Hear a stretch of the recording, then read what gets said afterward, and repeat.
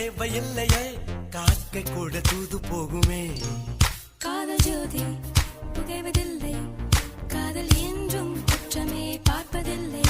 இதில் அற்பமானது எதுவும் இல்லை, இந்த நுட்பம் பொறுக்க புரியவில்லை. வானும் மண்ணும் மாறியே போகும், காதல் என்று